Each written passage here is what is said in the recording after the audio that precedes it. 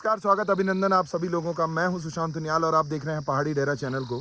आज मैं आपको एक ऐसी शख्सियत से मिलाना चाहता हूं जो व्यवस्थाओं के अभाव के कारण, धन के अभाव के कारण का कारण होते हुए भी वो इतना बढ़िया काम कर रहे हैं। वो काम करते हैं लकड़ियों के, वो कुछ डिज़ाइन बनाते हैं लकड़ियों पे, अलग अलग प्रकार की अपनी कलाकारी करते हैं और उससे अलग अलग चीज़ें बनाते हैं।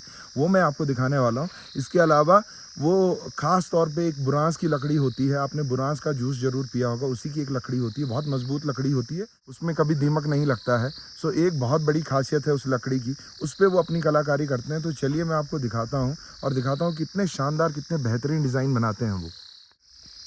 मेरा नाम सरबजीत खत्री है और मैं टिहरी गढ़वाल चंबा ब्लॉक के जड़दार गांव में रहता हूं। और सर मैंने ये काम कम से कम हो गए, मेरे को 3 साल हो गए इस काम करते हुए। और काम की बात तो अलग है, मैं उत्तराखंड के लिए कुछ कर रहा हूँ। उत्तराखंड की आप देख रहे हैं जितनी भी मैंने सामान बनाया सब उत्तराखंड से जुड़े हैं। जो संस्कृति है हमारी पुरानी, जो ये तिवारी है पुराने पहाड़ी घर, ये तो अब लोगों ने पक्के मकान बना दिए। लेकिन मैंने थोड़ा लोग याद करें, जो आने वाले है बच्चे हैं, हमारी पीढ़ी हैं, उनको ये पता लगे कि कौन सी डिज़ाइन कैसे हमारे घर होते थे। सब उत्तराखंड से जुड़े हैं और ये ढोल दमाओ और ये गागर सब हमारे संस्कृति से जुड़ी चीज़ें हैं। सरबजीत, इतने बेहतरीन डिज़ाइन बनाते हैं आप। सो मैं आपसे ये पूछना चाहूँगा कि ये सबसे पहले आइडिया आया कहाँ से कि इस तरीके का कुछ काम हो सकता है? सर ये आइडिया तो मैं पहले लकड़ी के और खिलौने वगैरह बनाता था, पर मेरे दिमाग में ये आया कि मैंने पुरानी जो हमारी दीवारें थी, टूटे घर पुराने देखे थे, उनकी डिज़ाइन मुझे अच्छी लगी और मैंने उनको एक लकड़ी के माध्यम से लोगों के सामने पेश किया, लोगों ने पसंद किया उसको। तो तब से मैं ये जितनी भी संस्कृति से जुड़ी चीज़ें मैं उनको आगे बढ़ा रहा हूँ, अपनी संस्कृति को आगे बढ़ा रहा हूँ।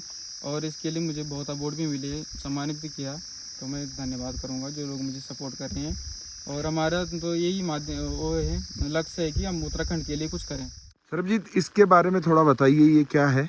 ये हमारी तिवारी है जो पुराने घर रहते थे। हाँ और इसकी डिजाइनिंग मैंने वही कर रखी है जो पहले पुराने घर में होती थी। हाँ। और इसको बनाने में मुझे कम से कम 15 से 20 दिन लग जाते हैं। और अभी मैंने इस पर लाइटिंग कर रखी है, अभी लाइटिंग है, अभी रात में दिखेगी। ठीक है, तो ये आप देख सकते हैं कितना बढ़िया नमूना है। जितने भी लोग पहाड़ी हैं और जो इस चैनल को देख रहे हैं, ये जो भी लोग उत्तराखंड से रहे हैं, पहाड़ों से रहे हैं, उनको वो जब इस घर को देखेंगे तो उनकी पुरानी यादें ताज़ा हो जाएंगी, क्योंकि आज के टाइम पे ऐसे घर देखना तो बहुत ज़्यादा मुश्किल हो गया है।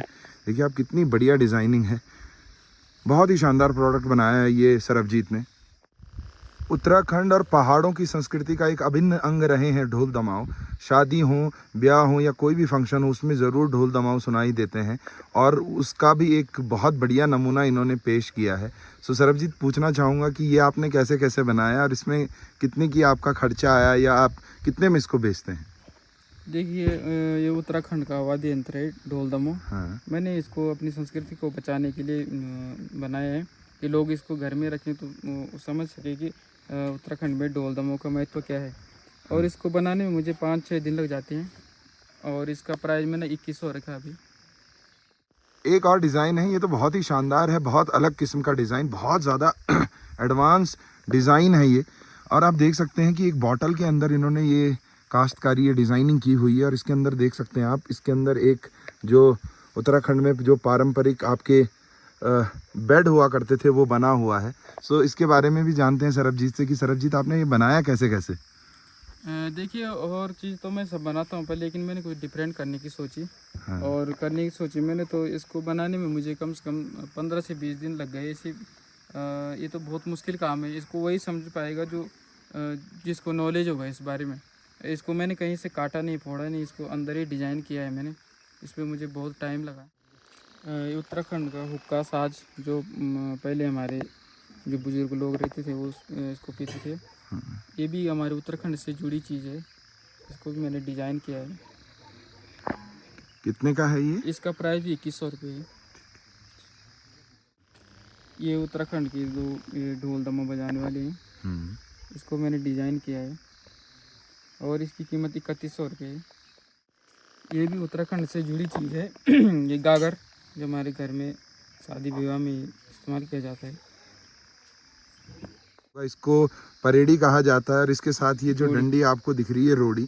सो पहले क्या हुआ करता था कि लोग जब जिनके पास गाय भैंसें हुआ करती थी और वो जब मट्ठा बनाते थे या दही से या दूध से जब मलाई को अलग करके और मक्खन बनाया करते थे, उस टाइम पे जो मथने का काम हुआ करता था वो इन दोनों चीज़ों से हुआ करता था। और ये दोनों चीज़ें आपको बता दें कि उस टाइम पे लोग शारीरिक तौर पे भी इससे सही रहते थे, क्योंकि उस टाइम पे खुद वर्जिश करनी पड़ती थी इनको चलाने के लिए। आज इन सब चीज़ की जगह मशीनों ने ले ली है। तो सरबजीत, इसको बनाने में आपको कितना टाइम लगा? ये 1 से 2 दिन लग जाते हैं इसको बनाने में। हाँ ये मैंने संस्कृत से जुड़ी चीज़ बनाई है, रोड़ी और परेड़ा। हाँ।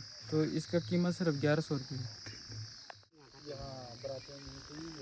ये एक और चीज़ है, इसको लालटेन कहेंगे और ये पुराने टाइम में बहुत चलती थी।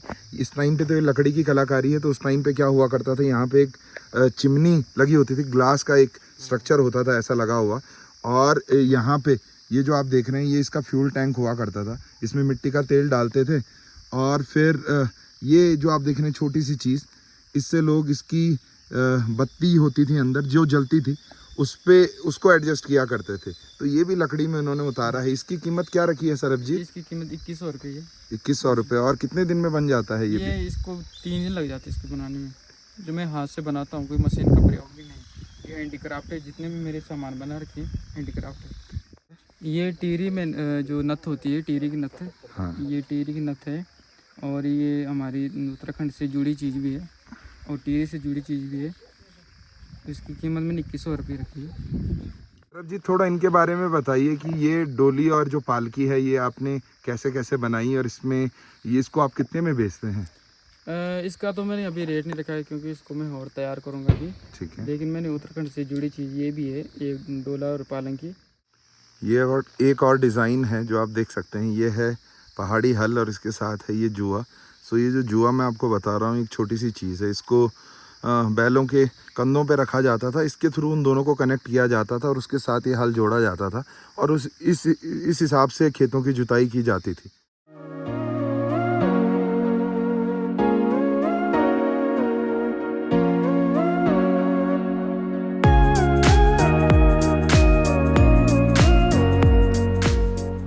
आप देख सकते हैं कितनी मुश्किलों में सरबजीत काम कर रहे हैं और उसके सबसे बड़ा उदाहरण ये है कि आप देख सकते हैं उनका घर पूरी तरीके से टूटा हुआ है। उनकी माँ से भी जानेंगे कि कैसे कब ये घर टूटा और वो बता रही थी कि किसी आपदा में उनका घर टूट गया था। सो वो मैं आपको दिखाने वाला हूँ। इसके अलावा मैं आपको एक और चीज़ बताता हूँ कि सरबजीत ने ऐसे ही बहुत सारे डिज़ाइन बनाए थे। ये उनका घर है जहाँ पर वो अपने सारे के सारे डिज़ाइंस को रखते हैं और आप देख सकते हैं कि किस जर्जर हालत में ये घर है। और उन्होंने अभी मैंने आपको जो पालकी वगैरह और डोली दिखाई थी उसके साथ उन्होंने एक पूरी बारात बनाई थी और आप देख सकते हैं कि कितना ये आपदा में जब ये घर टूटा होगा, ये देखिए उस टाइम पे इनकी ये पूरे के पूरे जो डिज़ाइन थे ये बर्बाद हो गए हैं। और तो अभी जब सरबजीत ने बताया भी था इसी बीच में कि मेरा एक बार मन ऐसा किया कि मैं इसको रोक दूं क्योंकि आर्थिक स्थिति इतनी मजबूत नहीं है कि दोबारा से उन रिसोर्सेज के साथ अपनी ज़िंदगी को दोबारा शुरू किया जाए, वैसे किया जाए। और उस हिसाब की रीच नहीं है उनके डिज़ाइन की, क्योंकि बहुत सारे लोग ऐसे हैं जिनको अभी इनके बारे में पता ही नहीं है कि कितनी ज़बरदस्त आर्ट है इनकी। काम क्या करने में काम करे में घर नहीं कुछ नहीं होते बना जगह ही नहीं तो शुरू करने काम तो नहीं गुजर गई। अच्छा। 4 कमरे खत्म हो गए कने कने कने खत्म है न्यू बरका है बरका बेटू 10 कैच बेटे और कच्चा कमरा रहे पहले 2 टूटे तो 4 के दीवार रही और 4 खत्म हो गए।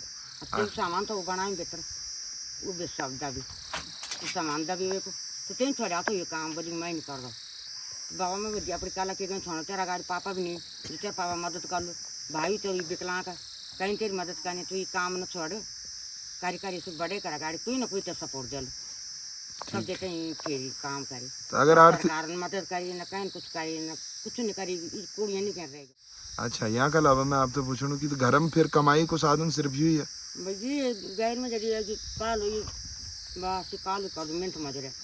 अच्छा, यू मजदूरी करी घर चलाना? हाँ घर चलाना सरकार से कि ये कोड़ा की मदद करो थोड़ा बहुत जो सरकार से वैसा करो ये कच्चो बनाओ ये पक्को बनाओ पर ये खड़ा कर दो और ये तो ये कमरा बना दो काम करने तो वर्क शॉप बना दो सरकार जितना निवेदन तुम लोग से भी सरकार से भी। इतने मुश्किल हालात में भी सरबजीत बहुत बढ़िया काम कर रहे हैं और आज के टाइम पे बहुत घर की जो आर्थिक स्थिति है बहुत ज़्यादा नाजुक है।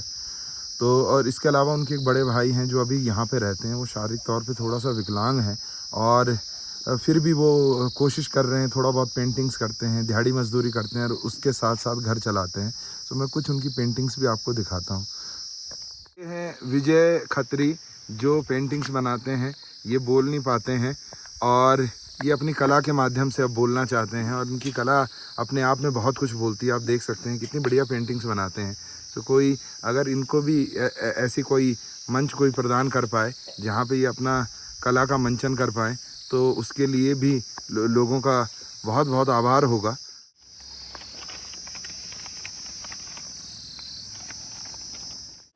तो ये थे सरबजीत खत्री जो बहुत सारे अभावों के बावजूद भी इतना बढ़िया काम कर रहे हैं और उत्तराखंड की जो संस्कृति है उसको बचाने के लिए चल पड़े हैं। बहुत सारे लोगों के पास विकल्प होते हैं इन गाँवों को छोड़कर नीचे मैदानों की तरफ रुख करने का, लेकिन उन्होंने अपनी कला के माध्यम से उत्तराखंड की संस्कृति को ज़िंदा रखने का काम किया है। इसके लिए इनका बहुत बहुत आभार, बहुत बहुत धन्यवाद। इसके अलावा जो लोग भी सरबजीत को सपोर्ट करना चाहते हैं, वो नहीं चाहते हैं कि उनको वैसे कोई मॉनेटरी सपोर्ट मिले, लेकिन वो चाहते हैं कि लोग ज़्यादा से ज़्यादा मात्रा में उनके प्रोडक्ट्स को ख़रीदें और जिससे कि वो अपना ये रोज़गार भी चला पाएँ, साथ साथ इस उत्तराखंड की संस्कृति जो धीरे धीरे विलुप्त हो रही है उसको भी बचाने का काम करें।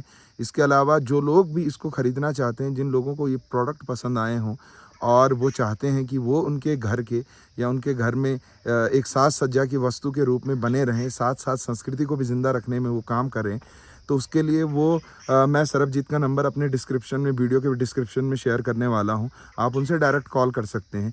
यदि किसी को सरबजीत से बात करने में दिक्कत है तो वो पहाड़ी डेरा में, आपको हमारा नंबर पता है, आप हमें कॉल कर सकते हैं। और कहीं भी भारतवर्ष में कहीं भी वो अगर किसी प्रोडक्ट को मंगाते हैं तो हम पूरी कोशिश करेंगे कि उस प्रोडक्ट को आप तक पहुँचाया जा सके। साथ ही साथ इतना सारा प्यार देने के लिए और ऐसी ही वीडियो, ऐसे ही उत्तराखंड की संस्कृति को ज़िंदा रखने वालों के बारे में जानने के लिए और उत्तराखंड में अलग अलग फील्ड में बढ़िया बढ़िया काम करने वालों के लिए, काम करने वालों को देखने के लिए, उनका हौसला बढ़ाने के लिए देखते रहिए पहाड़ी डेरा चैनल को। साथ ही साथ इस वीडियो को बहुत ज़्यादा मात्रा में शेयर कीजिए ताकि सरबजीत जैसे लोगों की कला ज़िंदा रह सके, हमारी संस्कृति बची रह सके।